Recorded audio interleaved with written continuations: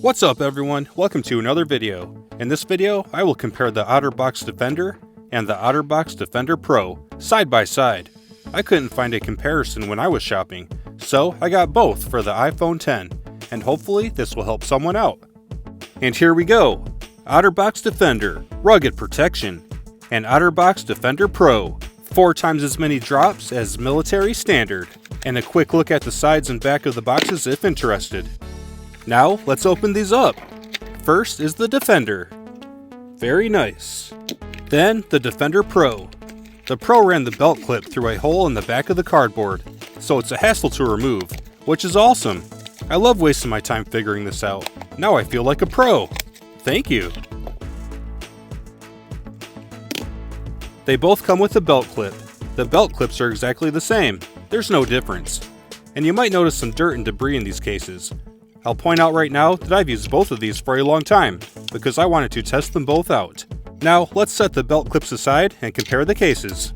Taking a look at the inside, they both have a protective foam material that contacts the back of the phone. The foam on the Defender rebounds slowly when pressed in, and the foam on the Defender Pro rebounds very quickly when pressed in. Moving to the back side, the rubber has a different design on the Pro. The Pro covers the entire back of the phone, and the Defender has a hole with a clear plastic window to see the Apple logo on the back of the phone. Now let's look around the edge with the Pro on the top and the Defender on the bottom. The designs are essentially the same. There's no noticeable difference. There is a cosmetic difference on this side, which we'll get back to. And here we are. On the Pro, the diagonal grooves are angled from left to right, top to bottom. And on the Defender, it's opposite, angled left to right, bottom to top. This way on the Pro, and opposite on the Defender. But that's meaningless. For me personally, the fit of the rubber cover is a little loose on the Defender. It's noticeable in the corners. I don't know if they're all like that, but that's how mine is. On the Pro, the rubber cover is nice and tight all the way around. It's a perfect fit. Now let's remove the rubber cover and finish this up. To remove the cover, I pull out on the charging port tab to lift the rubber off of the plastic. Then just peel it up all the way around to separate it and remove it. The rubber cover has a little lip on the inside all the way around the perimeter, and the plastic case has a mating groove all the way around the perimeter for the rubber to seat into. And here's a quick look at the rubber, and let's move on to the Defender. With the rubber removed, comparing them, they seem pretty much the same. I think the Pro may be a little harder, and the Defender a little softer. Measuring the thickness, the Defender measures in at 77 thousandths thick, and the Defender Pro measures in at 90 thousandths thick. So, the Pro is thicker, which may be why it feels stiffer in comparison.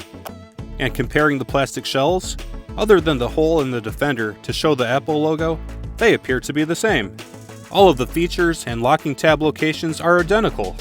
So, let's open one up. There are 6 locking tabs to split the plastic shell. 2, 3, 4, 5, 6. Carefully release the tabs and separate the back half from the front half of the shell. And there we go, it's split. It's exactly the same for the Defender and the Pro. And let's install it on a phone.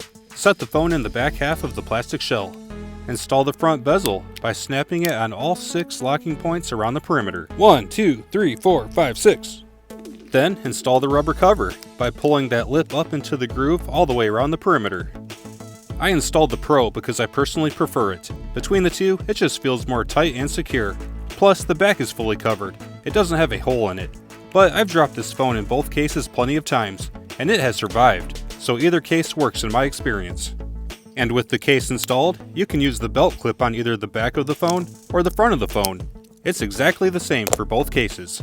And I know the iPhone X is a little bit older. Here's the Defender Pro case for an iPhone 13. It's still the same build and the same story. So that's the physical difference. I hope you found this helpful. Have a great day, and I'll see you in the next video. And Pro for the win! Since I bought both, I'll use the expensive one, but they're both fine.